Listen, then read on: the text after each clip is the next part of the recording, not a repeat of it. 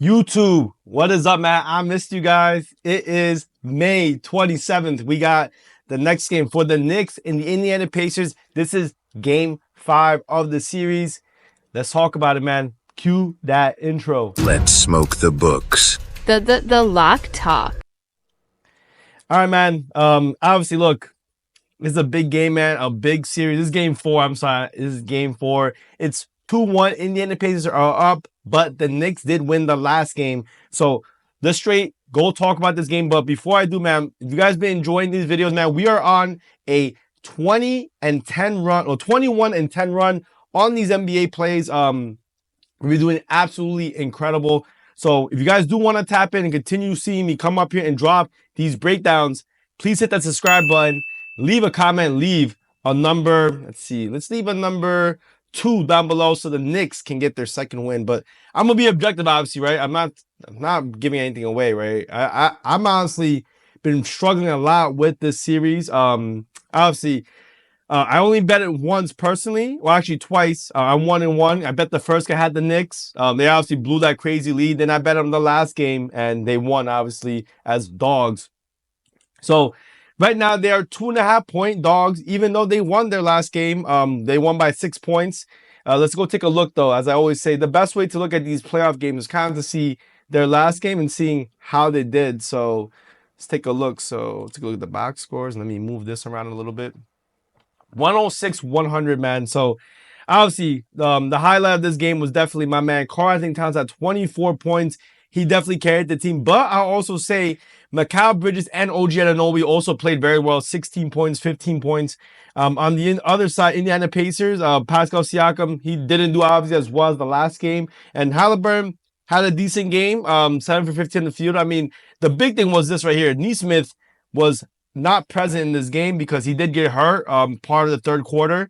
He hurt his ankle. I imagine he'll be 100%. He only had 8 points in that game. So Pacers, unfortunately, had their own struggles in that game. And obviously, this is a huge game for a multitude of reasons, right? This game will definitely determine the next game, at least, if the Knicks get their home court advantage back, right? It's right now 1-2. Pacers are up 2-1. If the Knicks win, they'll go back to MSG the next game and have the possibility to get that home court advantage back. So we'll see. This might be a game where the Pacers only win on the road or Knicks only win on the road. We'll see, though. But if we look at the last game, I don't think anything was too crazy. For sure, the Knicks shot much better from the three-point line. And I mean, I didn't have a YouTube video, but I said in my premium, there's no way the Pacers could shoot above the average on threes, right? So threes on this year, right? Pacers were 38%, I think, on the field. They were only 20%. So I imagine the Pacers will play much, much better from shooting from threes in this game. Or maybe it's the fact that the Knicks did have, well, I said it in my other videos, right? Go look at my other videos. Knicks have had a top 5 3-point defense since Mitchell Robinson has been back in the lineup and OG, right? So maybe their 3-point defense is finally coming through. They've been able, I mean, I will say they've been able to close off better on some of the 3-point shooters. They've been preventing them from getting their shots off. So that's very, very solid. I mean, they need to do that, right, in order for them to win this game, obviously. But I'll also say this. The Pacers will shoot better, I believe, in this next game, though. I mean, that's for sure. Rebounding-wise, pretty even. Let's see. Fast break on the favor of the Pacers. But that makes sense. I mean, Pacers really rely on the fast break ball to score. Played a very fast pace. Points in the paint. Knicks, obviously, have the advantage. They should continue to do so with their size and physicality. With Mitchell Robinson playing as a starter, I think that was a great switch-up, having him starting. They need that size from day one to get the rebounds and also to play defense as well. But overall, wasn't anything crazy. Obviously, look, the Pacers had a 20-point lead at one point. So they were dominating, man. I mean, it's the opposite of what happened to the Knicks. Knicks dominating, then the Pacers will come back and win. The script got flipped, right? But the thing is, should the Pacers be -2.5 favorites? I think they were -1.5, -2 the other game. I don't know why the books do that. I don't know if the books add like motivation to the lines, which I mean, you could add it, but I don't know, man. I mean, I'm going to keep it short and simple. I don't think the Pacers should be this big of a favorite. I mean, let's look at some other books, right? Because obviously you're seeing the best books right here in PrizePicks and Novik. And if you guys do want signups for this book, I'll put it in the pinned comment down below. You guys will get not only free money, right, for signing up, but you also get free 3 days in premium. So I don't know, but the thing is, the Pacers didn't play that well, right? They were definitely not shooting to the 3-point level where they have been all season long. Some guys had some bad beats. Neesmith got hurt. I mean, the Pacers have been showing throughout this entire series that they are probably the more explosive team. I mean, their shooting has been insane this entire playoffs, right? They probably just had a bad game.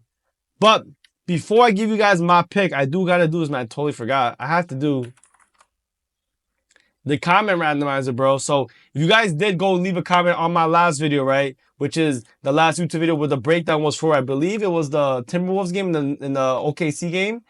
Let me go do that real quick. So whoever did do that, you guys will get your free day. I'm sorry. It was the last Knicks game. So let's go to it. And whoever left the comment, you guys will get a free day in premium. So you can go do this. So 12. So we got 10 unique comments, man. So someone has a what was it? 10% chance to win. So let's get the free daily card winner right here. And let's get straight to it. The winner is Kevin Barrentos, bro. I know who that guy is, man. So if you're watching the video, man, you got a free day in premium. Just shoot me a DM and we'll get you added, man. Thank you so much for leaving a comment on that last video. And if you guys do want to get a free daily card for the next video, just leave a comment right here. Leave a number 2 in the hopes maybe the Knicks can win. But hey, again, I'm very objective, bro. I do think though that the Pacers can definitely win this game, right? Looks like the prevailing line right now is 2.5. This line opened up at 2.5, and it's been all Pacers bets, right? Majority of the public is on the Pacers, and that doesn't necessarily mean the Pacers are going to lose this game or the Knicks are going to win this game. I do think the Pacers just had a bad stretch at the end. Neesmith got hurt. The Karl-Anthony Towns was an absolute fire. But the thing I also want to look at too is the total, right? So total's at 220.5. The last few games I've seen the head-to-head, under, over. This line is probably one of the lowest it's been all series long, right? Look at it right now, 220. Best lines are on Novig and PrizePicks. Again, guys, I want you guys to get the best books. Stop letting these greedy sports books take your commission, your money. Pay less money, right? Minus 106, minus 107 versus minus 110. It doesn't seem like a lot, but in the long run, you will save a lot more and make a lot more money if you're betting with these edges, right? So that alone is a huge edge. But I'm honestly not sure who's going to win. I do think, though, that the Knicks will continue shooting one. I think the Pacers will shoot a lot better. I think this game will continue to be very, very fast-paced. I think it's pretty crazy that that they didn't hit over in that last game. The Knicks defense just honestly just turned up at the very, very end. These games have been going under, right? I think this game total was, I forget. I think this game was like 222 or something. So this number continues to drop. At this line, right? In the end, the Pacers are actually over 80% of the games over their, I guess, their course of all their games. Knicks are 50-50.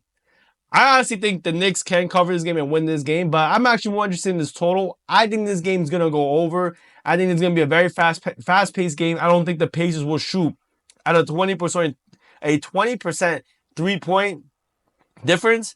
I think this game will definitely go over the total. And this is the lowest they've seen in the series. These guys are obviously very familiar with each other, so they're able to stop each other's offenses fairly well. I do think for sure Mitchell Robinson's presence has caused a lower total, but I think they're going to figure it out in this one. They're going to be able to shoot more threes, make more threes, and really force a more offensive game from both sides. So my game pick for this game will be the over 220.5. I think this game will be a faster paced game, higher score game, and we get over this total. But guys, thank you so much. You've been watching from the beginning to the end, man. I really do appreciate you guys. Make sure you leave a comment so you could be entered to win the next free daily card. Until the next one, man, I'll see you over there. But go Knicks, baby. Let's go.